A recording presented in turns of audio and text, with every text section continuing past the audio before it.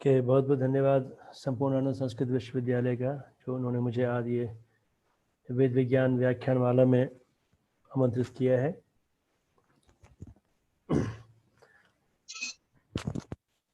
तो ये जो विषय मैंने चुना है, मुझे आशा है कि ये संस्कृत के छात्रों को और भाषा विज्ञान के छात्रों को और कंप्यूटर विज्ञान और आर्टिफिशियल इंटेलिजेंस के छात्रों को सबको लाभकर होगा। और मैं संपूर्णानंद संस्कृत विश्वविद्यालय परिवार, खासकर आपके कुलपति जी और जितने भी प्रशासक वर्ग के लोग हैं, विभागाध्यक्ष, सबका बहुत बहुत है। तो ये जो विषय चुना है मैंने, ये समस्या क्या है कि संस्कृत जिससे भाषा विज्ञान की उत्पत्ति हुई है ऐसा माना जाता है,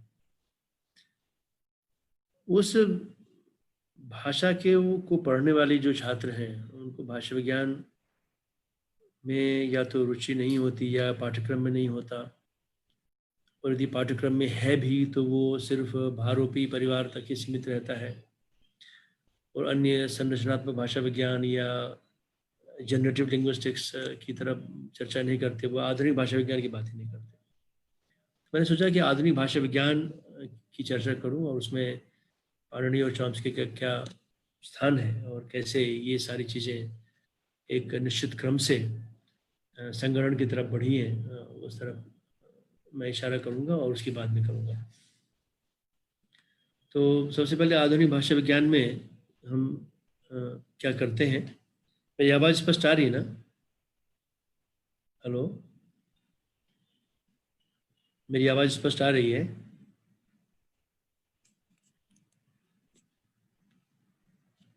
हेलो जी सर, आवाज आ रही है सर एकदम। जी सर, एकदम स्पष्ट आ रही है आवाज, आप करें। तो सबसे पहले आधुनिक भाषा विज्ञान की तरफ चर्चा करते हैं कि जो ये एक घटना हुई थी जब विलियम जोन्स ने संस्कृत को डिस्कवर कर लिया था, संस्कृत की खोज कर ली थी विलियम जोन्स ने, और शाकुंतलम का अनुवाद किया जा रहा था, और उस अनुवाद के दौरान जो उनको आश्चर्यजनक ढंग से जो साम्य, पहले तो शब्दावली की तरफ से जो साम्य मिला उनको संस्कृत और अंग्रेजी में, अंग्रेजी में अनुवाद हो रहा था, उसके बाद उन्होंने अन्य भाषाओं की तरफ भी देखा तो अन्य भी साम्य मिले उसको। तो उन्होंने ये बहुत मशहूर कोट दिया था, और सब लोग जानते हैं कि Sanskrit language, whatever be its antiquity, is of a wonderful structure, more perfect than the Greek, more copious than the Latin, and more exquisitely refined than either, yet bearing to both of them a stronger affinity, Latin or Greek say, both in the roots of the verbs, verb root के स्तर पे भी, and in the forms of grammar, than could possibly have been produced by accident. So strong indeed that no philologer, उस वक्त भाषा वैज्ञानिक को philologer कहते थे, for examining them all three without believing them to have sprung from some common source, which perhaps no longer exists. तो उनका ये था कि कोई एक कॉमन सोर्स रहा होगा इन भाषाओं का, संस्कृत, ग्रीक, लैटिन का, बाद में उन्होंने इसमें फारसी ऐड कर दिया, और जो अब नहीं है, और इनसे ये भाषाएं आई कि इसमें काफ़ी साम्य मिल रहा है। उनके मन में ये बात नहीं आई थी कि इनमें से पुरानी भाषा कौन रही होगी, क्या रही होगी, तब तक ये बात कुछ साक्ष्य का डेटा नहीं था उनके पास। उन्हें कॉमन सोर्स की बात की, उस कॉमन सोर्स को लेकर फिर काफ़ी शोध शुरू हो गए। फिलोलॉजी, लिंग्विस्टिक्स, उसको फिलोलॉजी बोला जाता था, वो डिपार्टमेंट शुरू हो गया। उसमें एक बड़ा जोर हो गया कि हिस्टोरिकल लिंग्विस्टिक्स, हिस्टोरिकल फिलोलॉजी पे शोध होने लगा, पढ़ाई होने लगी, और पूरा का पूरा 19th सेंचुरी था उसमें जो फोकस था वो ये था कि कैसे हम पता करें कि आखिर ये कॉमन सोर्स क्या है और ये सिमिलैरिटी कितना डीप जाता है। जैसे कि हम पितर, पेटर और फादर, ये सब तो किया है, और भी कई सारे हजारों की संख्या में शब्द हैं जो कई बार उसी अर्थ में इस्तेमाल भी होते हैं तीनों भाषाओं में, इन भाषाओं में। खासकर अंग्रेजी में आप देखें तो अंग्रेजी डिक्शनरी में हजारों शब्द संस्कृत के एज इट इज मिल जाएंगे आपको, और इस पर बहुत सारे शोध हो चुके हैं। तो एक प्रोटो इंडो यूरोपियन, प्रोटो मतलब बहुत पुरानी भाषा जो अब नहीं है, और इंडो यूरोपियन एक परिवार बना दिया और उसका मूल बना दिया प्रोटो इंडो यूरोपियन को, तो उससे ये सारी भाषाएं आई। अब विवाद ये छिड़ गया कि इन भाषाओं में सबसे पुराना कौन है और कहाँ से सभ्यता शुरू हुई है। तो वो भी विवादास्पद है, क्योंकि आर्य जिनको कहा जाता है कि संस्कृत भाषा बोलने वाले लोग थे, तो वो कहाँ के थे, कहाँ से कहाँ गए, ये सब अभी विवादास्पद है। और कई इस पे नए साक्ष्य आए हैं। मैंने भी एक पुस्तक लिखी है, तो बताऊंगा आपको, एडिट किया बल्कि। तो ये जो एक कंट्रोवर्सी है प्रोटो इंडो यूरोपियन में, तो एक पुस्तक मेरी एडिट वॉल्यूम है, एंजेला मर्केंटोनियो, मैंने जुल के को एडिट किया था। एक सेमिनार हुआ था यूनिवर्सिटी मैसेच्यूसेट्स में, तो उसमें कुछ नए साक्ष्य किए हैं। मेरा ही इसमें एक आर्टिकल है जो कंटेम्प्रेरी हिस्टोरिकल लिंग्विस्टिक्स में जो यूरोपियन के सपोर्टर, जो लोग लॉजिकल डेरिवेशन करते हैं उनके हिसाब से, तो उसी लॉजिक का इस्तेमाल करके मैंने ये प्रूव करने की कोशिश की है कि ऐसा नहीं हो सकता। ठीक है, तो आप जब देखिएगा उसको, क्योंकि कई बार हम जो सिद्ध करना चाहते हैं उसको ध्यान में रख के हम जो उदाहरण है ऐसे चुनते हैं कि जिससे वो बात स्पष्ट हो जाए।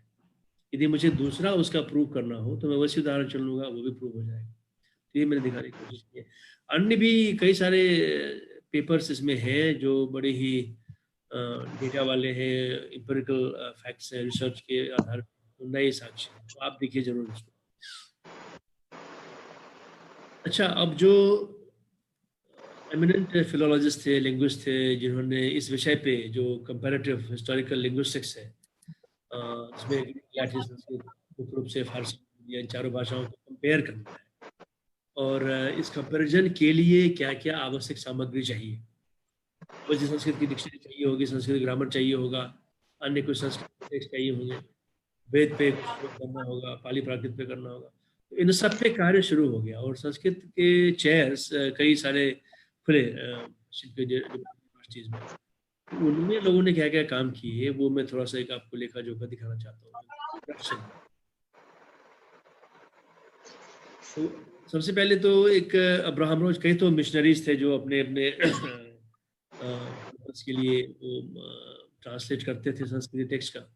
उन्होंने second half of 17th century में भर्तृहरि की सूक्तियों का अनुवाद पुर्तगीज में किया था। फिर हेंक्सेल्डन ने एक ग्रामर लिखा था संस्कृत का, क्योंकि पहला ग्रामर किसी यूरोपियन के द्वारा लिखा गया end of the 17th century में। अब जब 18th सेंचुरी शुरू होती है तो काफ़ी एक्टिविटी बढ़ जाती है 18th-19th सेंचुरी में। तो एक जसूट थे, उन्होंने एक दो ग्रामर लिखे towards the last quarter of the 18th century. तो वो बताया गवर्नर जनरल थे बंगाल के, उन्होंने विवादारण्य सेतु पुस्तक को जो है कंपाइल्ड वर्जन था उसको अनुवाद करने का प्रयास किया था। पहले पर्शियन में अनुवाद हुआ, फिर उसको अंग्रेजी में अनुवाद हुआ, और उसका नाम दिया गया कोड ऑफ जेंटू लॉ। ये सब तो जनरल इंटोलॉजी का कार्य है। लेकिन महत्वपूर्ण कार्य शुरू हुआ चार्ल्स विल्किंस के द्वारा। उन्होंने संस्कृत को सीखी। पहले जो क्या था, विद्वान संस्कृत सीखते नहीं थे, किसी संस्कृत फारसी वाले के पास जाते थे, फारसी आती हो, पहला अनुवाद संस्कृत फारसी में होता था, फिर फारसी से अंग्रेजी वाले विद्वान मिल जाते थे, फिर अनुवाद वो अंग्रेजी में होता था। लेकिन विल्किंस ने पहले संस्कृत सीखी, अनुवाद किया गीता का 1785 में, और ये मेरे ख्याल से पहली पुस्तक थी जो सीधे अंग्रेजी में अनुवादित हुई थी। और फिर उसने हितोपदेश का अनुवाद भी किया 1787 में। फिर शकुंतला एपिसोड महाभारत में जो है तो कहानी थोड़ी सी भिन्न है अभिज्ञान शाकुंतलम से, तो उसका अनुवाद भी किया। फिर ग्रामर लिखा, और सबसे बड़ी बात है इस ग्रामर को लिखने में, जो उसको प्रिंट करने में जो मुसीबत आई, तो उसके लिए उसने खुद देवनागरी के टाइप कास्ट किए, लिखे काटे थे।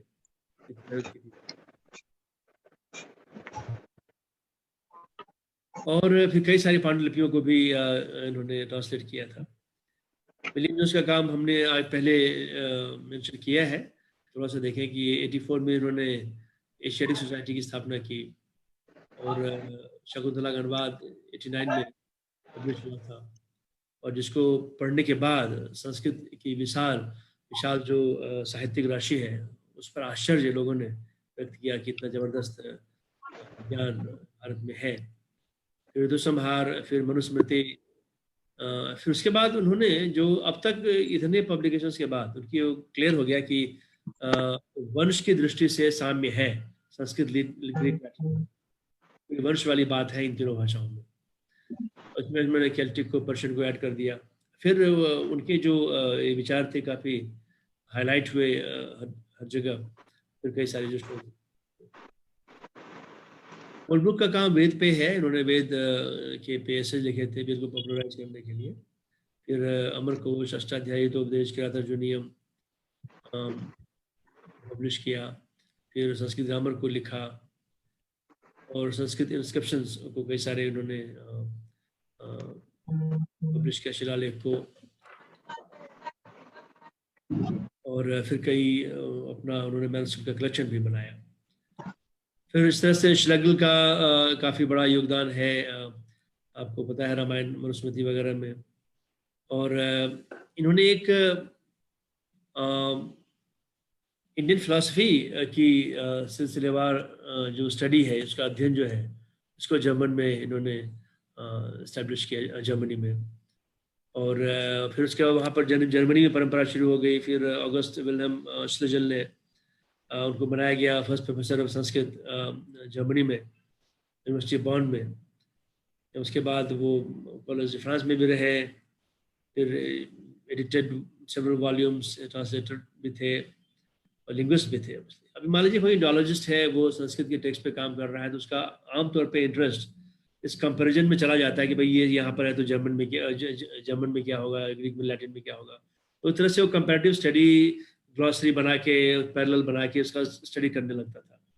और आमतौर पे उनका ध्यान पहले जाता था वर्ब रूट्स पे, धातुओं पे, उसको कंपेयर करने लगते थे, रूप को कंपेयर करते थे। तो इसलिए उनके लोग को हम कंपैरेटिव फिलॉलॉजिस्ट बोलते थे। फिर लैटिन अनुवाद किया, लैटिन में भगवद गीता का, और रामायण का उन्होंने काम शुरू किया था, जो कंप्लीट रह गया, उनके जीवन काल में समाप्त नहीं हो पाया था। फिर कंपैरेटिव फिलॉलॉजी के फाउंडर माना जाती है फ्रांज बॉब को। इसी सब संस्कृत, ग्रीक, लैटिन को स्टडी करने के बाद ही कंपैरेटिव फिलॉलॉजी। अच्छा, कोई भी भाषा विज्ञान का कोर्स आप करें यूरोप में, अमेरिका में, मैंने जो कोर्स किया था यूनिवर्सिटी ऑफ इलिनॉय में, तो संस्कृत कंपल्सरी होती है वहाँ पे। और यहाँ पर भारत के भाषा विज्ञान विभागों में संस्कृत कंपल्सरी नहीं रखते तो ये विडंबना है थोड़ी सी। और कई यूरोप के देशों में अष्टाध्यायी पढ़ाई जाती है प्रॉपर भाषा विज्ञान विभाग में। और हमारे यहाँ तो जीनी में शायद उन्होंने शुरू किया था, बाकी उससे पहले तो नहीं था, और बहुत जगह है नहीं। तो फ्रांज बॉब का एक बड़ा प्रसिद्ध एक आया था लेख, on the conjugation system of Sanskrit language. फिर Sanskrit, Greek, Latin, Persian, Germanic language को कंपेयर किया उन्होंने, तो नई बातें निकल के आई। फिर संस्कृत ग्रामर भी लिखे हैं। तो इनका होता था कि जैसे हमें संस्कृत का कोई टेक्स्ट पढ़ना है तो ग्रामर का कुछ बेसिक पोर्शन चाहिए तो ग्रामर, सिंपल से ग्रामर लिख लिया, कुछ ग्लॉसरी चाहिए तो ग्लॉसरी बना लिया, कुछ थोड़ा सा अमरकोश को देख लिया। तो ये उनको मुश्किल होती थी पढ़ने में, तो इन मुश्किलों के लिए जो बेसिक सामग्री चाहिए उसका निर्माण पहले करते थे। काफ़ी मेहनत करनी पड़ती थी उनको। देखिए संस्कृत का ग्लॉसरी। अब हम्बोल्ट का बहुत मशहूर कोट है, वो जरा देखिए आप लोग। Without a thorough study of Sanskrit, we cannot achieve anything in the science of language or in the kind of history that is connected with it. यदि संस्कृत का अध्ययन नहीं करते आप, तो न ही आप उसके इतिहास के बारे में चर्चा कर पाएंगे, यानी जो पूरे जो सो कॉल्ड इंडो यूरोपियन परिवार का जो इतिहास है उसको आप स्टडी नहीं कर सकते। कौन थे, कहाँ से आए, बिना संस्कृत ज्ञान हो नहीं सकता आपको, ठीक है। और न ही भाषा विज्ञान के बारे में आप चर्चा कर सकते हैं। तो भाषा विज्ञान की चर्चा करनी हो तो संस्कृत को पढ़ना पड़ेगा, और यदि संस्कृत भाषा से जुड़े इतिहास को समझना है, संस्कृत को पढ़ना पड़ेगा। इसीलिए मुझे लगता है कि कम से कम इतिहास विभाग में और भाषा विज्ञान विभाग में और दर्शन विभाग में भी तो संस्कृत की पढ़ाई आवश्यक होनी चाहिए। अब वैदिक स्टडीज को देखें तो कई लोगों ने उसमें कंट्रीब्यूट किया, बहुतों के नाम जानते होंगे आप। होलब्रुक का जो एसेज था 1805 में, ये बड़ा चर्चित रहा। एंथकुल दुपुरों का बिगिनिंग 19th सेंचुरी उन्होंने गीता ट्रांसलेट किया उपनिषद को, और उपनिषद में जो ताराशिको ने अनुवाद किया था, ताराशिको के निर्देशन में जो अनुवाद हुआ था उसको उन्होंने उपनिषद नाम से अनुवाद किया लैटिन में। फिर शोपेनहावर ने उपनिषद को प्रोडक्ट ऑफ हाईएस्ट विजडम क्या डिक्लेयर किया था, और फ्रेडरिक रोजन स्टार्टेड वैदिक रिसर्च इन कोलकाता 1838 में। अब बर्नहॉफ का देखिए जरा सा कि 1840s में कॉलेज de फ्रांस में ही टॉट वेदास टू स्टूडेंट्स, जो बाद में जाके वैदिक स्कॉलर बने। इन्होंने पाली स्टडीज का भी फाउंडेशन रखा वेस्ट में। रुडोल्फ बर्नहॉफ के स्टूडेंट्स थे, और ही फाउंडेड द वैदिक स्टडीज इन जर्मनी, और उनका जो वर्क था द लिटरेचर और हिस्ट्री ऑफ वेदा, ये बड़ा चर्चित रहा। मैक्स मुलर दूसरे स्टूडेंट थे जो बहुत चर्चित है, आप सब जानते हैं मैक्स मुलर का नाम। तो उन्होंने ऋग्वेद को एडिट किया और शाइन के कमेंट्री के साथ, जो कि 1849-75 के बीच में सारे अपियर हुए के बाद। अब ये जो विलियम वॉन स्लेजल स्टूडेंट थे क्रिश्चियन लासन, उन्होंने लिखा इंडियन आर्कियोलॉजी, 4 वॉल्यूम्स में लिखा, सारे मतलब कलेक्शन सारे लिटरेचर का जो नॉलेजेबल टेक्स्ट थे उनका। रुडोल्फ ब्रॉथ का संस्कृत डिक्शनरी आया जो पीटरबर्ग से छपा था। वेबर का आपको पता है, ये हिस्ट्री ऑफ संस्कृत लिटरेचर बहुत प्रसिद्ध है उसकी, और उसमें उन्होंने 500 किताबों को रिव्यू किया, 500 संस्कृत के जो कार्य को, किताबों को, पुस्तकों को रिव्यू किया अपने पुस्तक में। आज भी उनकी किताब मिलती है, बड़ी अच्छी है, बहुत मोटी नहीं है लेकिन काफ़ी शॉर्ट में अच्छी हिस्ट्री है। फिर attempt at literature of Sanskrit language Frederick Adelung का, और फिर आप जो प्रसिद्ध लॉज हैं, ग्रिम्स लॉ, रासमस ग्रिम्स का जो कंबाइन था लॉज ऑफ साउंड चेंज, कैसे जर्मैनिक को में जो भाषाएं हैं फैमिली में, आप कैसे देखिए कि इनिशियल ब इनिशियल फ में परिवर्तित होता है, वो सब सारा उन्होंने दिखाया। तो इन सब के काम के बाद जो कंपैरेटिव फिलॉलॉजी, यानी बाद में हमने कहा कंपैरेटिव लिंग्विस्टिक्स, और आजकल जो पढ़ाते हैं कंपैरेटिव हिस्टोरिकल लिंग्विस्टिक्स नाम से, जो फील्ड था एस्टैब्लिश हो गया। और एक बात तो कह दिया कि भाई इंडो यूरोपियन परिवार था और इस पर हमें चर्चा करनी है। दबे सरोस ये भी कहते थे कि इंडो यूरोपियन के बोलने वाले कहीं सेंट्रल एशिया में थे, या कहीं वेस्टर्न यूरोप में थे, या कहीं भी थे नॉर्थन यूरोप में थे, वहाँ से इंडिया की तरफ गए, और एक ब्रांच उधर भी गया। अब इस बात को काफ़ी चैलेंज किया लोगों ने, हालांकि तब भी इंडो यूरोपियन परिवार की आलोचना होने लगी थी काफ़ी, और कई लोगों ने उसकी आलोचना की थी, और आज भी ये चल रहा है। इंडो यूरोपियन परिवार, खासकर जो प्रोटो इंडो यूरोपियन परिवार, बहुत से लोगों को इंडो यूरोपियन परिवार में दिक्कत नहीं है, लेकिन जो प्रोटो इंडो यूरोपियन परिवार बना के उससे इंडो यूरोपियन फिर उससे वैदिक को डिराइव करना, वो लोगों को बड़ा प्रॉब्लमेटिक लगता है, क्योंकि वैदिक भाषा में, वैदिक भाषा में वो सारे तत्व मौजूद हैं जो कि प्रोटो इंडो यूरोपियन में होने चाहिए, उससे ज़्यादा बल्कि है। तो प्रोटो इंडो यूरोपियन को डिराइव करना ऋग्वेद से आसान होगा उल्टे के बजाय, ये बहुत से लोगों ने कहा है, वो आप उसको देखें।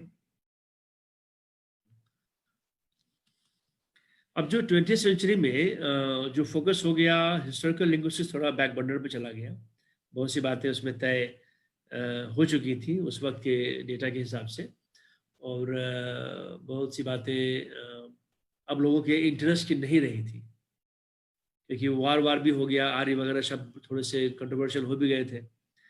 तो 1950s से ज़्यादा एक्टिविटी डेवलपमेंट हुआ, उसकी चर्चा करूँगा। तो जो फोकस हो गया इसमें, एक तो रहा कि ध्वनि के स्तर पे संरचना जो है, और उसमें आती है साउंड्स का आर्टिकुलेशन, साउंड्स की काउंटिंग, इन्यूमरेशन, और फिर साउंड्स चेंज, जो साउंड्स में परिवर्तन होते हैं, फिर शब्दों की संरचना, शब्द विज्ञान, फिर वाक्य की संरचना और अर्थ की संरचना। इसमें कई थ्योरी आने लगी। अब ये बिहेवियरिस्ट थ्योरी है कि कॉग्निटिविस्ट थ्योरी है, इनेटिस्ट थ्योरी, बहुत सारी बातें चर्चा करेंगे आगे।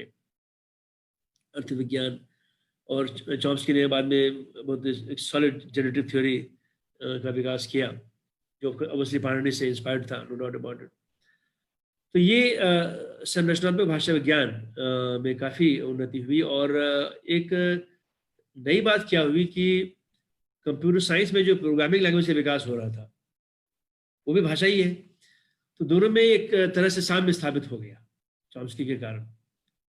तो फिर नया पक्ष एक जो है भाषा विज्ञान का, जो फॉर्मल लैंग्वेज स्टडीज जिसकी बात हम करते हैं, हम कहते हैं नेचुरल लैंग्वेज, जैसे हिंदी, पंजाबी, गुजराती फॉर्मल लैंग्वेज हो गया, जैसे कि प्रोग्रामिंग लैंग्वेजेस और वो विकास हम लोग करते हैं। तो वो कनेक्शन में जुड़ गया, तो एक नई दिशा उसको मिल गई। इसमें जो 3 महत्वपूर्ण लोग हैं, हालांकि मैंने टाइटल में तो पाणिनि और चॉम्स्की रखा, लेकिन ससूर का भी एक नाम आता है, जिन्होंने संस्कृत को करीब 30 वर्ष तक पढ़ाया प्राग में। तो पाणिनि की चर्चा करेंगे, ससूर की चर्चा करेंगे, चॉम्स्की की चर्चा करेंगे, ठीक है। तो पाणिनि आप सब लोग जानते हैं, डेट्स में 5th सेंचुरी BC बहुत लोग कहते हैं, और एक्चुअली डेट इनका 7th सेंचुरी BC होना चाहिए, बिफोर कॉमन एरा। कई सारे उसके साक्ष्य लोग देते हैं। और पाणिनि की कोई फोटो है नहीं। ये एक सिद्धांत कौमुदी पुस्तक पे ऋषि को दिखाया गया है कि वो बैठ के लिख रहे हैं, तो यही पाणिनि हम लोग मान लेते हैं। अब जो पाणिनि का जो व्याकरण है उसका, उससे पहले तो ऑब्वियसली 10 वैयाकरण पाणिनि खुद ही गिनाते हैं, लेकिन पाणिनि की डिस्कवरी जो पाश्चात्य वर्ल्ड ने किया, पाश्चात्य भाषा विज्ञान ने पाणिनि की डिस्कवरी जो की, उस डिस्कवरी से पहले, पाणिनि से पहले नहीं, पाणिनि की पाश्चात्य भाषा विज्ञान में जो डिस्कवरी हुई उससे पहले कहीं ये आइडिया नहीं था वेस्ट में कि व्याकरण का अध्ययन भी गणितीय दृष्टि से हो सकता है, व्याकरण में भी गणित हो सकता है, ये आइडिया कहीं नहीं था। तो पाणिनि को जब हम देखते हैं, एक पाणिनि को हम जानते हैं इसमें कि 8 अध्याय हैं, सूत्र हैं, सूत्र के भी टाइप्स हैं वगैरह वगैरह, लेकिन जब उसको हम उसकी आंतरिक संरचना की तरफ ध्यान देते हैं तो 4 मॉड्यूल्स मिलते हैं उसमें। एक तो है जो मैं कहता हूँ उसका स्पीच कंपोनेंट, फोनेटिक मॉड्यूल। हम अभी आपसे संपर्क कर रहे, बात कर रहे हैं, तो मेरे मस्तिष्क में सबसे सामने होगा स्पीच इंटरफेस, उसको मैं स्पीच कंपोनेंट कहता हूँ, और मेरी बात उससे निकल के आ रही है और आपके मस्तिष्क में वो कंपोनेंट है जिसको रिसीव कर रहा है। तो हम यही दोनों आपस में चर्चा कर रहे हैं, जो स्पीच कंपोनेंट हमारे मस्तिष्क में, आपके मस्तिष्क में है, आपस में इंटरफेस करते रहते हैं, और उसके अंदर फिर व्याकरण वगैरह होता है। जब स्पीच इंटरफेस से गुजरा, भाषा गुजरी, तो उसके बाद उस भाषा के व्याकरण लगते हैं। वो व्याकरण चाहे आपने किताबों से सीख के बनाए हों या उदाहरण से बनाए हों, ये आपके मस्तिष्क की कुशलता या समाज में पैदा हुए हैं उस पर, उसकी मेथड है टीचिंग की, लर्निंग की, उस पर डिपेंड करता है। लेकिन व्याकरण सब 5 साल से ऊपर जो का बच्चा है, उससे ऊपर के बच्चे के मन में एक ऑलमोस्ट बहुत ही उन्नत व्याकरण बन चुका होता है मस्तिष्क में।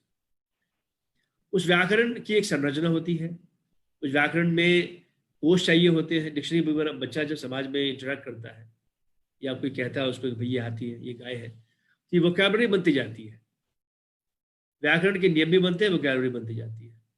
तो पाणिनि 2 तरह की कोश की बात करते हैं।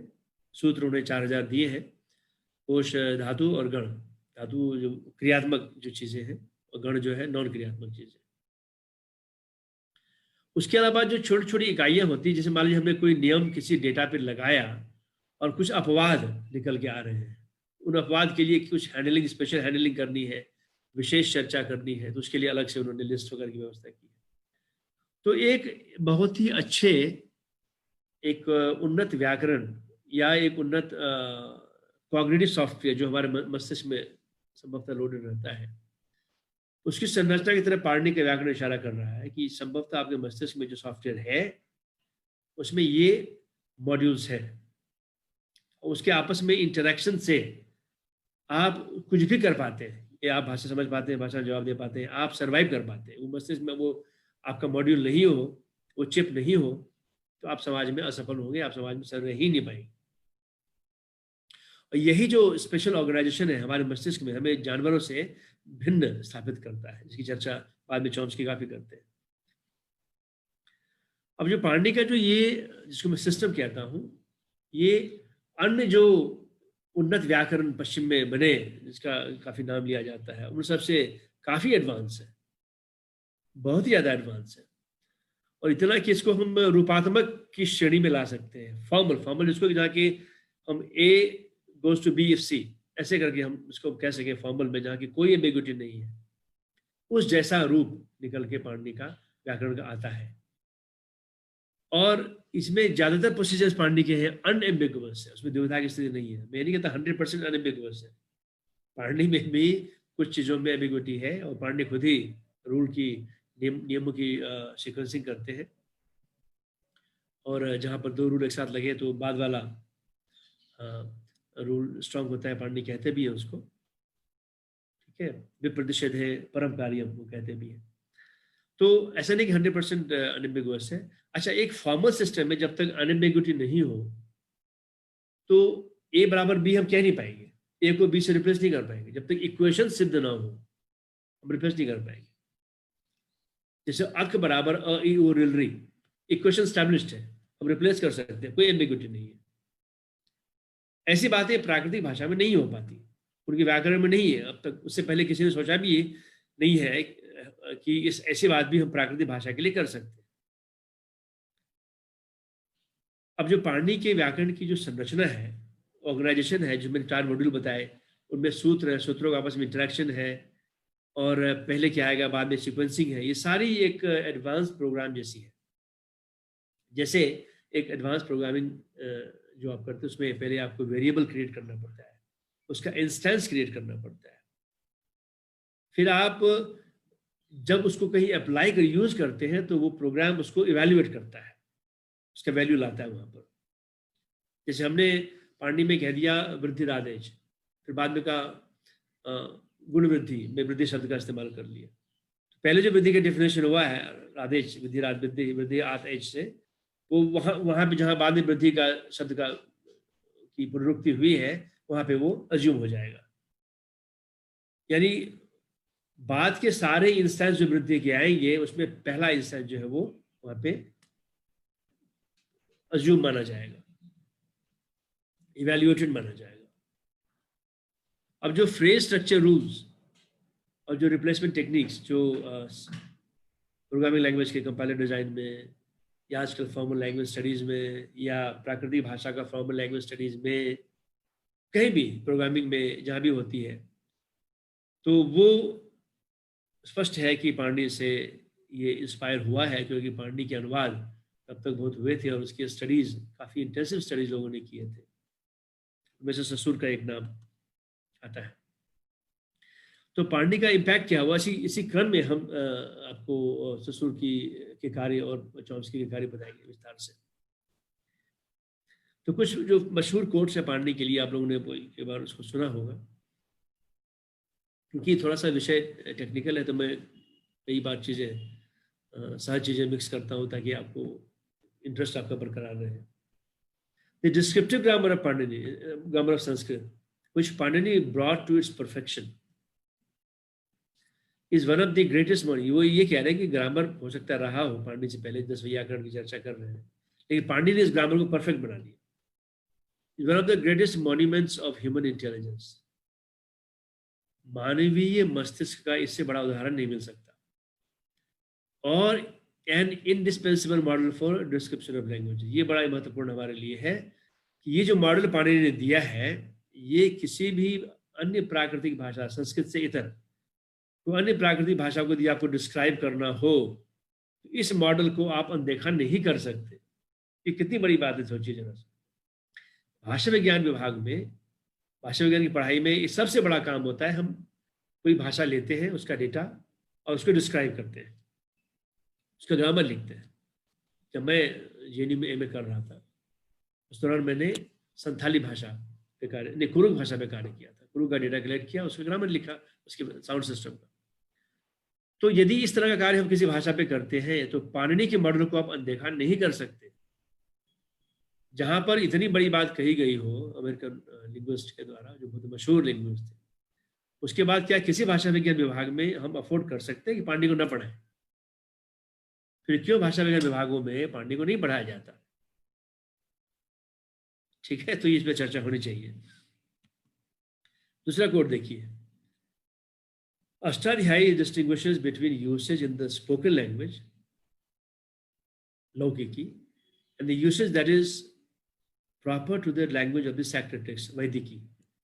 दो तरह के रूल्स उन्होंने डिस्टिंग्विश किया है। इससे बड़ा प्रूफ नहीं हो सकता कि अष्टाध्यायी ग्रामर डिस्क्रिप्टिव है, जो लोग उसको प्रिस्क्रिप्टिव कहते हैं।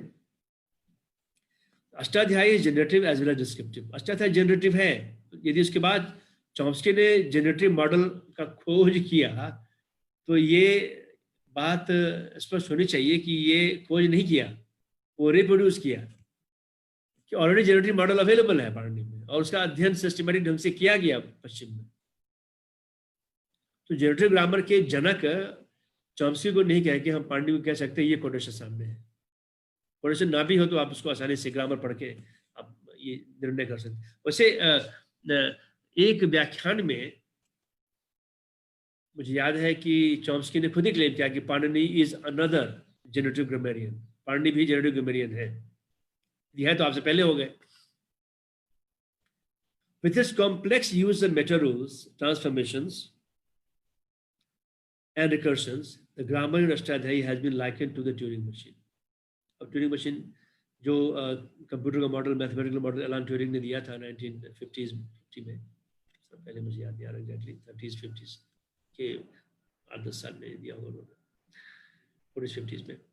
तो which is an idealized mathematical model that reduces the logical structure of any computing device to essentials. हम डिराइव करते हैं, मान लीजिए एक एंटिटी लिया हमने, जैसे भवती लिया, उसको डिराइव करते गए जब तक भू और शप और तिप नहीं मिल गया, भवती को डिराइव करते गए। यह प्रक्रिया है ट्यूरिंग मशीन की, ठीक है। अब देखिए कि पाणिनि, ये मोनी विलियम का कोट है। For example, greatest language Panini, the great language Panini give the concept of Meta language. जब मेटा लैंग्वेज की का कॉन्सेप्ट नहीं था वेस्ट में, language of the language, rules of the rules, ठीक है। And constructed 1000 years before computer scientist began exploring the same idea. अब computer scientist जो आजकल मेटा लैंग्वेज की का इतना यूज होता है हर चीज में, चाहे आप एचटीएमएल करें, चाहे आप कोई प्रोग्रामिंग लैंग्वेज करें, कोई बात करें प्रोग्रामिंग में, आप मेटा शब्द एकदम से हर जगह आपको आएगा, समझ नहीं पड़ेगा। और मेटा शब्द वहां से अब सारे डिसिप्लिन में घुस गया है। अब मेटा शब्द का इस्तेमाल आप देखते होंगे हर जगह मिलता है। No one has been able to match him to this day. तो पाणिनि की जो ब्रिलियंस है और उसका जो प्रिसीजन, कॉम्पैक्ट करने की विधि जो है, प्राकृतिक भाषा के लिए कोई अब तक मैच नहीं कर पाया उसको, प्राकृतिक भाषा के लिए, यानी किसी और भाषा का व्याकरण इतना कॉम्पैक्ट नहीं हो पाया आज तक। अब देखिए, फोनोलॉजी जो है भाषा विज्ञान में, जो संरचनात्मक जनरेटिव भाषा विज्ञान आगे चर्चा करेंगे हम उसमें यदि पाणिनि के रूल को लिखना चाहें, बहुत सिंपल है। पाणिनि का सूत्र है अक सवर्ण दीर्घ। अक का दीर्घ होता है यदि सवर्ण बाद में मिले तो। ऑफ अक, अक का अकह दीर्घ होगा यदि सवर्ण आता है। इसको जनरेटिव फोनोलॉजी, प्रजनात्मक फोनोलॉजी में कैसे लिखते हैं, यदि आप लिंग्विस्टिक्स का कोर्स कर रहे हैं या आपके स्टूडेंट्स करें, पहले सेमेस्टर में ये पढ़ाया जाता है कि जो प्लस वोकैलिक कहेंगे स्वर, उसमें लेंथ हो जाएगा यदि बाद में उसका जो कॉन्टेक्स्ट है स्वर आता है और सवर्ण उसी कैटेगरी का आता है, ऐसे लिखेंगे। रूल राइटिंग तरीका इफ देन एल्स का जो पाणिनि का है उसको ऐसे हम व्यक्त कर सकते हैं आधुनिक फोनोलॉजी, आधुनिक भाषा विज्ञान में। फिर यदि मॉर्फोलॉजी सिंटैक्स की बात करें, शब्द विज्ञान, वाक्य विज्ञान, मैं इसलिए इसको डैश दिया मैंने कि दोनों में जुड़ाव है। आप एक को उसके बिना दूसरे के बिना अध्ययन नहीं कर सकते मॉर्फोलॉजी और सिंटैक्स के बिना। अब पाणिनि का जो मेथड था, जैसे भवती को तिप निकाला, फिर शप निकाला, फिर भू अलग किया, स्ट्रिंग को तोड़ना, एक फुल फॉर्म स्ट्रिंग से रिवर्स जाना और धातु से फॉरवर्ड जाना, फॉरवर्ड प्रोसेसिंग, भू से भवती और भवती से भू। ये बहुत पाणिनि नहीं कह रहे अब मैं फॉरवर्ड प्रोसेसिंग कर रहा हूँ, वो बता रहे हैं ऐसे चीजें हो रही है, तो दोनों ही बातें आ जाती है। रिवर्स भी है और फॉरवर्ड भी है।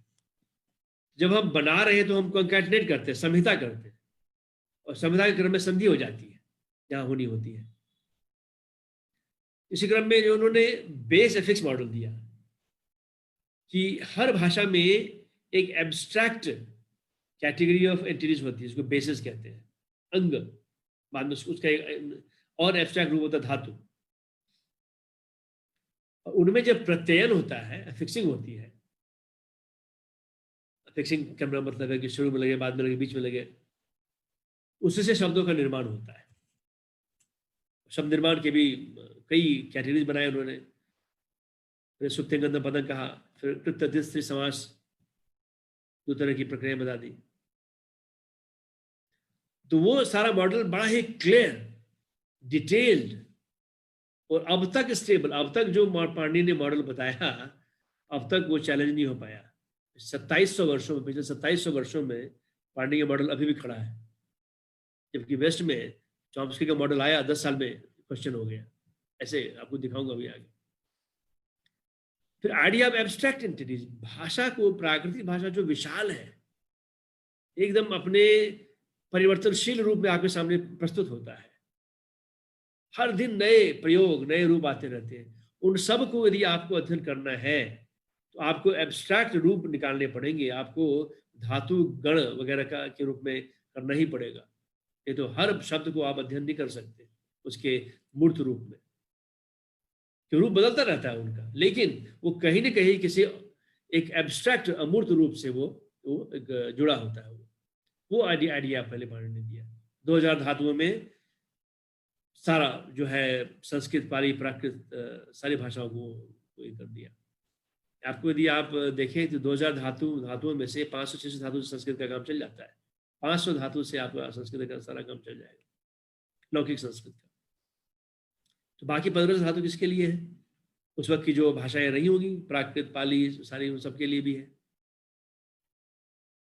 अब जो idea of generative methods and trigger, जैसे अब जनरेटिव मेथड क्या है कि एक इकाई से दूसरे इकाई तक आप स्टेप बाय स्टेप तरीके से डिराइव कर रहे हैं। डेरिवेशन मेथड जो है, सिद्धि बोलते हैं हम, सिद्धि कह लीजिए इसको आप। और सिद्धि का शुरू होने का ट्रिगर क्या है? Start symbol. यहां से सिद्धि अब ट्रिगर होगी और यहां तक चली जब तक लास्ट डिजायर्ड एंटिटी नहीं मिल जाती हमको। जब तक भगवती नहीं मिल जाता मुझे, जब तक रामः नहीं मिल जाता, राम सु को आपने जोड़ा, उससे ट्रिगर हो जाएगी चीजें। और जब तक रामः नहीं बन जाता तब तक वो चलती रहेगी एक निश्चित क्रम में, निश्चित शैली में। उसको फाइनाइट स्टेट मेथड बोलते हैं प्रोग्रामिंग में। अब हम सिंटैक्स सिमेंटिक्स की बात करते हैं। वाक्य विज्ञान और अर्थ विज्ञान दोनों आपस में जुड़े हुए हैं, तो उसको भी अलग अलग नहीं कर सकते।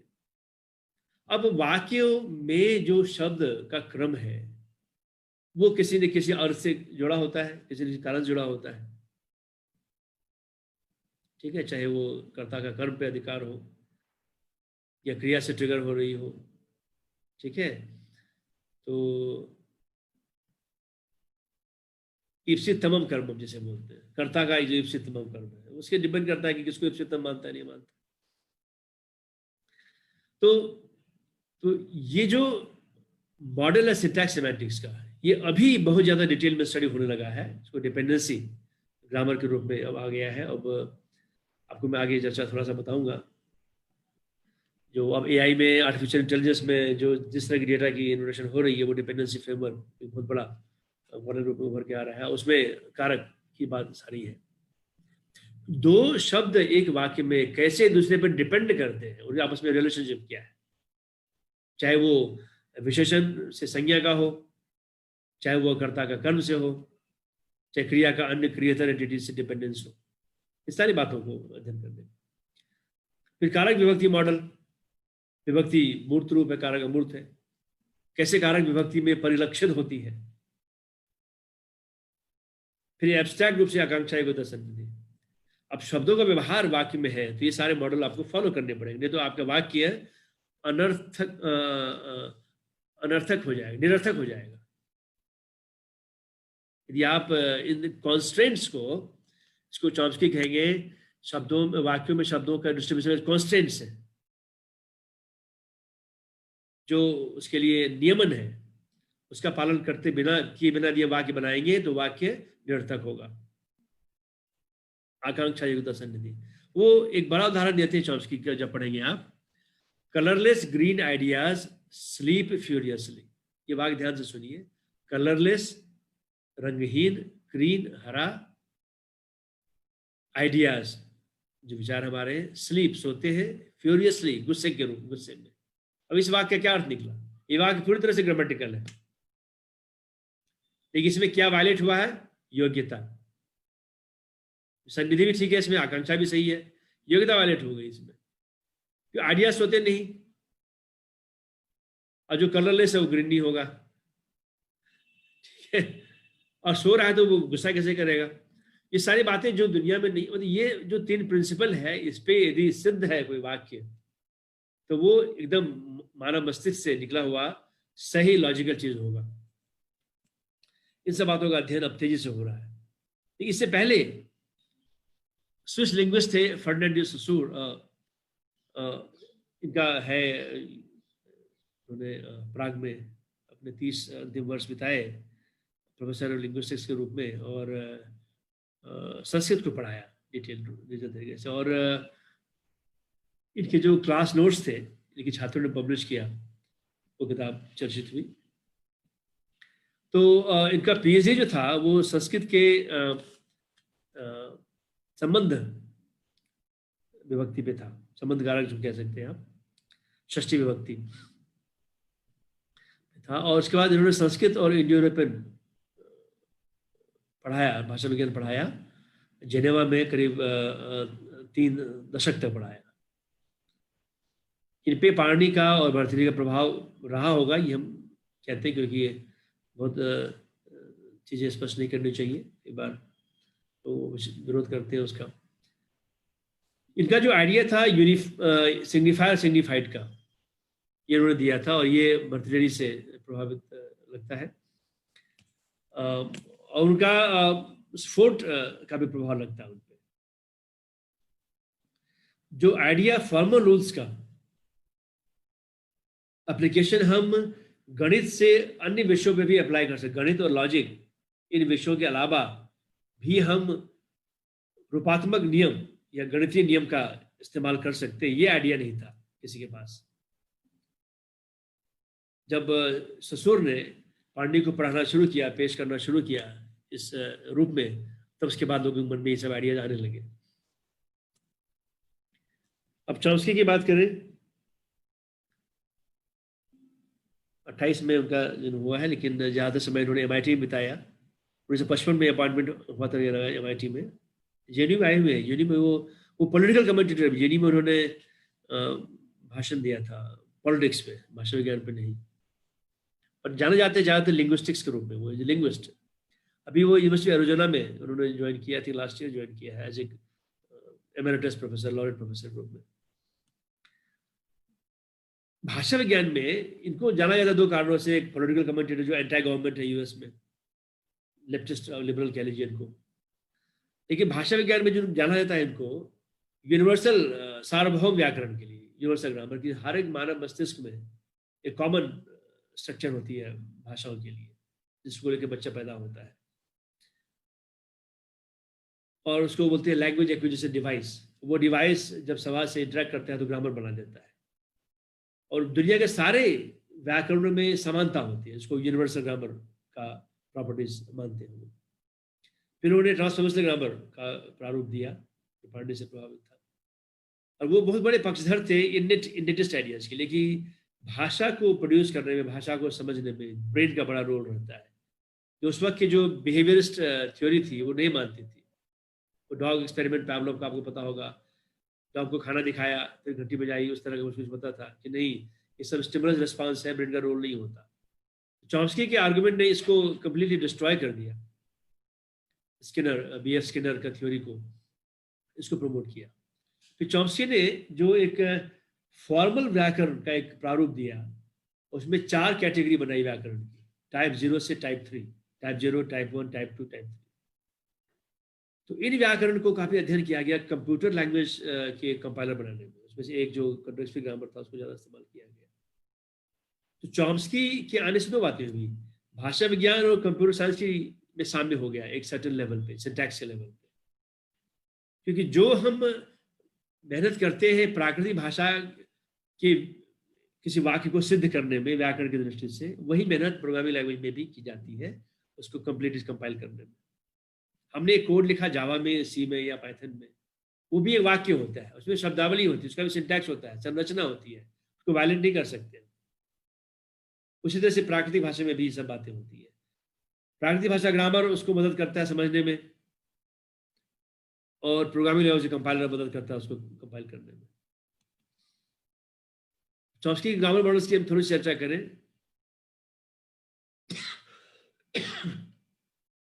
तो 57 में उनका एक पुस्तक आई थी सिंटैक्टिक स्ट्रक्चर्स, और 65 में पुस्तक आई थी aspects of theory of syntax. इससे जो दोनों इस दौरान जो उन्होंने करीब पिछले 7-8 वर्षों में जो उन्होंने एक मॉडल बनाया, उसको दिया स्टैंडर्ड थ्योरी के नाम से। उसमें जो ग्रामर का रूप निकल के आया, उसमें था बेस कंपोनेंट, हमारे मस्तिष्क में बेस कंपोनेंट होता है, जो व्याकरण होता है उसमें लेयर्स होती है, उसमें फ्रेज स्ट्रक्चर नियम और लेक्सिकॉन कोश होता है। आपको धीरे धीरे पढ़ने की तरफ आपको ले जाऊंगा। और वो क्या करता है, जो भी इनपुट सेंटेंस मिलता है, मैं आपसे बोल रहा हूं, तो आपके मस्तिष्क में ये जो कंपोनेंट है, रूल्स, उसके नियम और कोश, दोनों के संयोग से उसका वो अर्थ लगाने की कोशिश करता है, उसकी एनालिसिस करता है। मैं जो कह रहा हूँ उसकी एनालिसिस हो रही है, और फिर उसके अर्थ पे पहुंचते हैं आप। तो अर्थ पे पहुंच गए और फिर आपको कोई जवाब देना है, तो आप उसमें फिर अपने ट्रांसफॉर्मेशनल नियम लगा के उसमें आप फिर उसका नया रूप बदलते हैं, नया जवाब देते हैं आप। फिर उसका आपका जो ये ओरल चैम्बर है, ये उसको प्रोड्यूस कर देता है, साउंड बना देता है। तो आगे मैं बताऊंगा कैसे पाणिनि से बिल्कुल ये सामने रखता है। फिर चॉम्स्की के इस मॉडल पे चर्चा हुई, क्रिटिसिज्म हुआ, उनके अपने छात्रों ने इस पर कुछ खामियां निकाली। तो चॉम्स्की ने एक पेपर 70 में लिखा और अपने ग्रामर को मॉडिफाई किया। कुछ प्रॉब्लम्स थी ट्रांसफॉर्मेशन को लेके, इन रूल्स को लेके जो चॉम्स्की ने दिया था, इस पे उन्होंने एक अपने मॉडल को मॉडिफाई किया। उन्होंने पेपर का नाम था रिमार्क्स ऑन नॉमिनलाइजेशन। उसके बाद कुछ और भी क्रिटिसिज्म हुए, वो मॉडल मॉडिफाई करते रहे, लेक्सिकल रिडंडेंसी रूल निकाला, फिर एक्स बार थ्योरी 70s में आया, फिर ढेर सारे उन्होंने नए नए कॉन्स्टेंट प्रिंसिपल्स निकाले। जो उनकी ग्रामर की चर्चा होने लगी, लोग ट्राई करने लगे, कई प्रॉब्लम्स निकल के आए, और ढेर सारे उन्होंने अपनी ही ग्रामर में चेंजेस किए, और काफ़ी कंफ्यूजिंग हो गया एक टाइम पे आके उनका व्याकरण।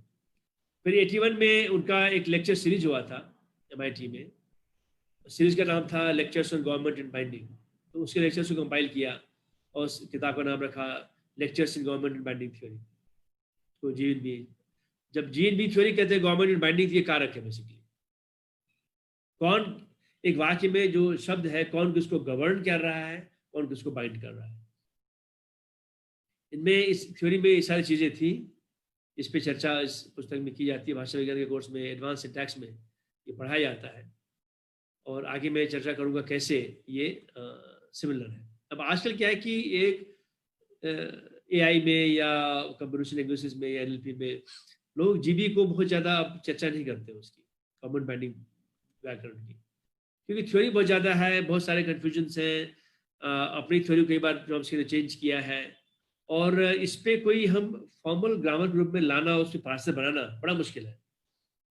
तो इसलिए इसको बहुत लोग चर्चा आगे नहीं करते। इस पे इसको बंद कर दो।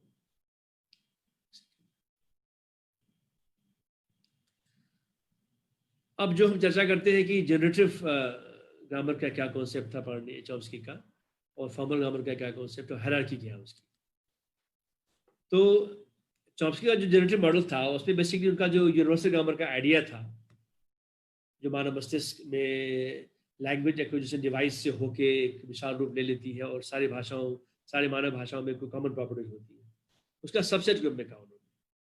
कहा कि जब भी हमारे मस्तिष्क में हम भाषा का कार्य करते हैं, तो एक स्टार्ट सिंबल होता है, उससे हम डिराइव करना शुरू करते हैं, संज्ञा पद में, क्रिया पद में, फिर चलते रहते हैं जब तक कि लास्ट एंटिटी नहीं पहुंच जाती, जैसे पाणिनि करते हैं, पठति लिया या देवदत्ता उदना पचती लिया, उसको ड्राइव करने लगे जब तक ये लास्ट तक नहीं पहुंचे।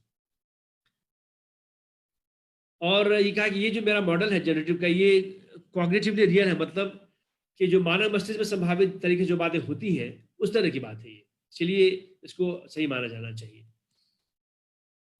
फिर रूपात्मक व्याकरण की बात आई कि एक फाइनाइट स्टेट स्कीमा होती है, जैसे कि हम किसी चीज एंटिटी से किसी तक पहुंचते हैं, तो यहाँ से वहां तक जाने में निश्चित स्टेप्स होते हैं और निश्चित क्रम में स्टेप्स होते हैं, तो उसको फाइनाइट स्टेट स्कीमा कहा। और उसमें उनका है कि कोई स्टार सिंबल से हम शुरू करें और जो बाएं तरफ है लेफ्ट हैंड साइड वाला जो एंटिटी है उसको राइट हैंड साइड से हमने रिप्लेस कर दिया, LHS को RHS से रिप्लेस कर दिया, दोनों यदि इक्वल है तो। और उनके मॉडल में क्या हो सकता है, लेफ्ट हैंड साइड वाला जो नॉन टर्मिनल, जैसे कि संज्ञा सर्वनाम क्रिया में नॉन टर्मिनल है। टर्मिनल क्या है कि देवदत्ता उदनम पचती सब टर्मिनल आइटम्स है, वर्ड्स है। देखिए भाषा की व्याकरण में वर्ड्स भी होते हैं और शब्द से इतर जो मेटा टर्म्स है, जैसे ये जो होल्डिंग टर्म्स है, जैसे कि नाउन है, ये नाउन्स को होल्ड करता है। वर्ब है, वर्ब्स को होल्ड, क्रियाओं को होल्ड करता है, जैसे गच्छति गच्छते गच्छन्ति, सारे वर्ब्स है। तो सारे जो नॉन टर्मिनल है टर्मिनल है, इनका समूह बाएं तरफ हो सकता है, इनका समूह दाएं तरफ भी हो सकता है। उदाहरण के तौर पे यदि एस एंटिटी है, वाक्य कोई है, तो वो जाएगा संज्ञापद क्रियापद, जहां की एस स्टार्ट सिंबल है और जो संज्ञापद नॉन टर्मिनल होगा और क्रियापद नॉन टर्मिनल होगा। अब फिर जब तक नॉन टर्मिनल है तब तक प्रोसेसिंग चलती रहेगी उसकी। वो ट्रिगर है कि भाई जब तक ये पूरी तरह डिफाइंड नहीं हुआ तब तक आपको प्रोसेसिंग करते रहनी है। अब इसी क्रम में चॉम्स्की ने जो अपनी व्याकरण की हायरार्की दी, 4 टाइप बताए, टाइप 0, टाइप 1, टाइप 2, टाइप 3। उसका अनरिस्ट्रिक्टेड फ्रेज स्ट्रक्चर ग्रामर, इसका कहा कि ये मॉडल होगा alpha goes to beta. Simple आपको लेफ्ट हैंड साइड को राइट से रिप्लेस कर देना है। एक ही कॉन्स्टेंट है, अल्फा जो है एम्प्टी स्ट्रिंग नहीं होगा। अब एम्प्टी स्ट्रिंग का कॉन्सेप्ट भी पाणिनि से आया है, एम्प्टी स्ट्रिंग का कॉन्सेप्ट भी पाणिनि से आया है। अदर्शनम लोपा ये कह सकते हैं आप, या जैसे हम कहें कि सीता में सु हुआ तो वो सु का जो एंटिटी बचा वो 0 बन गया, क्योंकि वो सीता सीता ही रहे, उसमें कुछ जोड़ा नहीं।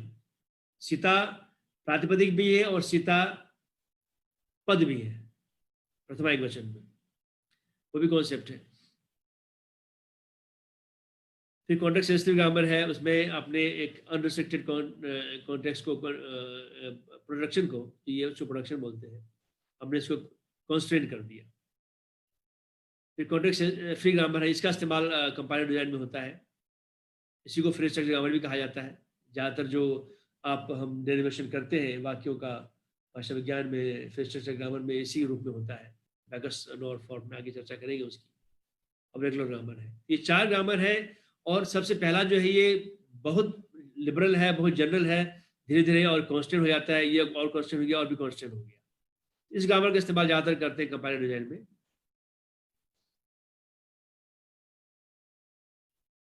इसको सब मैं ये कर दूँ, रिवाइज कर दूँ। अब जो पाणिनि का कंपैरिजन करते हैं चॉम्स्की के मॉडल से, तो हमने जो पाणिनि का मॉडल चॉम्स्की मॉडल दिखाया था आपको, यानी बेस कंपोनेंट है मस्तिष्क में, उसमें फ्रेज स्ट्रक्चर रूल होते हैं, एडियम स्ट्रक्चर होता है। इसको आप समझ लीजिए सूत्र पाठ, ये समझ लीजिए धातु पाठ गण पाठ, जिससे गुजर के आप उसकी व्याख्या होती है, शब्द की व्याख्या होती है, और फिर आप पहुंचते हैं अपने डीप लेवल पे, उसके एनालिसिस पे पहुंचते हैं। और फिर जब उसमें आपने परिवर्तन किया, नए वाक्य बनाए, तो वो आपका सरफेस स्ट्रक्चर बनेगा, अक्षर समाह बनाएगा थ्रू। तो आप देखें दी तो ये ऐसा लगता है कि जो पाणिनि के ग्रामर का जो एब्स्ट्रैक्ट ये मॉडल था, ये हमारे वैयाकरणों ने इसको नहीं पकड़ा, पश्चिम की वैयाकरणों ने इसको पकड़ा और इससे वो नई नई चीजें बनाते गए। और चॉम्स्की इस मॉडल में 2 पुस्तकें शामिल रही, ये 57 की और 65 की। 55 में वो MIT ज्वाइन कर चुके थे, ठीक है। अब जो कॉन्टेक्स्टल ग्रामर है, जो टाइप 2 ग्रामर है पाणिनि चॉम्स्की हायरार्की का, जिसको इस्तेमाल किया जाता है इसके लिए कंपाइलर डिजाइन के लिए, उसमें देखिए सिमिलरिटी क्या है। जो कॉन्टेक्स्ट ग्रामर है उसमें हम कहते हैं जो जी है ये 4 ट्रिपल है, VTPS non terminal terminal items, और प्रोडक्शन जो ये एरो होता है और स्टार सिंबल होता है। ठीक है, तो इसमें पार्टी में से कहेंगे अक सवर्ड एक्सेट्रा हो गए आपके नॉन टर्मिनल हो गए, और स्टार सिंबल तो पार्टी में है ही। और टर्मिनल में जैसे कि डॉग, ये सब अंग्रेजी हो गए, संस्कृत में अ ई उ भू एक्सेट्रा सारे हमारे टर्मिनल आइटम हो गए। प्रोडक्शन एरो है, पार्टी में A goes to B if C वाला है, जैसे हम अका सवर्ड दीर्घ कहते हैं तो A goes to B if C है वो। ठीक है, स्टार्ट सिंबल तो है, जहां से शुरू करना है वो स्टार्ट सिंबल हो गया, जहां खत्म हुआ एंड हो गया। और जो यहाँ पर जो है ए जो है नॉन टर्मिनल है, और अल्फा जो है ये स्ट्रिंग है, इसमें जो नॉन टर्मिनल टर्मिनल का जो यूनियन है उसमें से जो आ रहा है वो अल्फा है। ये हम यहाँ कहते हैं production A goes to alpha. तो नॉन टर्मिनल जैसे हुआ कि हमने कहा कि एस है या एनपी है, एनपी गोज टू देवदत्त। तो ये जो है देवदत्त जो कहाँ से कहाँ मिलेगा, एक सेट है जिसमें कि सारे शब्द हैं भाषा के, और सारे जो शब्दों को डिफाइन करने वाले मेटा टर्म्स है जैसे कि नाउन प्रोनाउन एक्सेट्रा, इनके समूह से डिराइव होगा, ये उन्होंने डिफाइन कर दिया। अब जो ब्रैकेट्स और फॉर्म है जिसको हम इस्तेमाल करते हैं आमतौर पे एंगल ब्रैकेट से, तो जो कॉन्टेक्स्ट फ्री नोटेशंस जो इस्तेमाल होता है ब्रैकेट्स और फॉर्म इस तरह से होता है शॉर्ट में। हम एस कहते हैं एंगल ब्रैकेट में goes to NP VP, P goes to जैसे फिर पांडे में कहेंगे पद सुप्तिंगंध पदम ऐसे कह देंगे, और NP goes to det and पांडी हम ऐसे कहेंगे, संज्ञापद गोज टू एस, और क्रिया VP verb phrase goes to verb NP अंग्रेजी में, और हमारे यहाँ क्रियापद गोज टू कुछ एंटिटी हो सकती है, यहाँ पे नहीं भी हो सकती है, और क्रिया, और N goes to dog etcetera, हम यहाँ S goes to Ram Shyam कर सकते हैं। इस तरह से आप निकाल सकते हैं, वेरी क्लियर पैरेलल, एकदम से स्पष्ट रूप से आप दोनों को कंपेयर कर सकते हैं। अब जो कॉन्टेक्स्ट ग्रामर है जो बीएनएफ में इससे लिखा जाता है, इसने प्रोग्रामिंग लैंग्वेज की डेफिनेशन को सिंप्लीफाई कर दिया और कंपाइलर डिजाइन को प्रमोट किया। तो वो स्पष्ट है कि पाणिनि से ससुर और ससुर से चॉम्स्की, इनसे कंप्यूटेशनल लिंग्विस्टिक्स और आर्टिफिशियल इंटेलिजेंस की शुरुआत की तरफ में जो पुश मिला उनको हिंदी कह सकते हैं। तो आइडिया ऑब्वियसली पाणिनि से आया कि डिस्क्राइबिंग नेचुरल लैंग्वेज और programming languages exactly using rewrite rules. कैसे एक हमने लिखा रूल फिर रीराइट लिखा, रीराइट किया, लिखते गए। देखिए जैसे देवदत्त उदम पचती गया, संज्ञापद क्रियापद में देवदत्त उदम पचती, फिर उदम पचती गया, उदम पचती, ऐसे करके हम रीराइट करते गए till we reach the morphological levels, और अल्टीमेट हम तब पहुंच गए। तब तक करते रहते, रीराइट करते रहते हैं उसको, हमारे दिमाग में ये चलता रहता है रीराइट, जब तक वो सॉल्व नहीं हो जाए। पाणिनि से ससुर, ससुर से ब्लूमफील्ड, रुक्मिणी का आपने कोड दिखाया आपको, फिर Harris, Chomsky, John Bacchus, Bacchus normal, Peter nor, Bacchus nor form. इसको शुरू में कुछ टाइम तक पाणिनि नॉर फॉर्म भी कहा जाता है, पीएनएफ भी बोला जाता था, के बाद फिर उसको बैकस नॉर फॉर्म कर दिया। Parni's techniques and abstract notation used accurately in describing natural language structure is very similar to John Backus, IBM designer थे 50s में, who described a new programming language called IAL, बाद में Algol बना हुआ। उसका description हुआ तो पांडे का नोटेशन सिस्टम जैसी बात उन्होंने की थी। अब जो आजकल जो आर्टिफिशियल इंटेलिजेंस और कंप्यूटर लैंग्वेज हो रही है, उसमें इन मॉडल्स की आवश्यकता पड़ती है। जो हम क्लासिकल एआई बोलते हैं, जहाँ की हम ग्रामर और लेक्सिकॉन की बात करते थे, उसमें ऐसे मॉडल्स की आवश्यकता पड़ती है। जैसे हम पहला के हिसाब से बात मैच्योर मॉडल पांडे का है, पांडे का इस्तेमाल करके हम एआई कर सकते हैं, कंप्यूटर लैंग्वेज कर सकते हैं। फिर उसी जनरेटिव जो मॉडल जो चॉम्स्की ने बाद में प्रमोट किया 50s में, उससे उस पर आधारित कई बने हैं। लेक्सिकल फंक्शनल ग्रामर था वेस्टर्न का, फिर फंक्शनल ग्रामर है मार्टिनिके का, tree adjoining grammar Aravind Joshi का और शैमल्स का, और हेडेवर फ्रेज स्ट्रक्चर ग्रामर। ये सारे मॉडल मिलते हैं, इनको आपको इस्तेमाल करना होता है। किसी जैसे मान लीजिए हिंदी का मुझे कंप्यूटेशनल व्याकरण बनाना है जिससे कि मशीन हिंदी को समझ सके, तो हम इनमें से कोई व्याकरण चुनेंगे, अब इसलिए हम पांडे चुनेंगे, फिर हिंदी के व्याकरण को फॉर्मलाइज करेंगे, रूपात्मक बनाएंगे, फिर कंप्यूटर समझ पाएगा उसको। सीधे हिंदी को, पंजाबी को, गुजराती को कंप्यूटर नहीं समझ सकता, हमें उसको मॉडल करना पड़ेगा रूपात्मक तरीके से। उसके लिए हमें कोई मॉडल चाहिए, उसका इस्तेमाल करते हैं। अब आजकल जो आजकल तो मशीन लर्निंग आ गई है, उसकी चर्चा करेंगे हम। और पहले तो हम क्या करते थे कि हम ग्रामर और लेक्सिकॉन किसी पार्सर को डाल देते थे। हमने पार्सर लिया, उसको ग्रामर लेक्सिकॉन दिया और कहा अब इस भाषा को एनालाइज करो। मान लीजिए हमने कोई पार्सर लिया, कोई सॉफ्टवेयर लिया, कोई प्रोग्राम लिया, पार्सर है एनालिसिस सॉफ्टवेयर जो बस डिराइव करे, डेरिवेशन सॉफ्टवेयर पार्सर है। उसको हमने भाषा हिंदी का व्याकरण और लेक्सिकॉन दे दिया, तो अब हिंदी को समझने लगेगा वो, ठीक है। तो हम ऐसा, इसका मतलब आ कि हम उस पार्सर को ग्रामर और लेक्सिकॉन से ट्रेन कर रहे हैं। और यदि उस पार्सर ने किसी वाक्य को समझ के एक ही उत्तर दिया तो कहेंगे परफेक्ट, बढ़िया उत्तर दिया।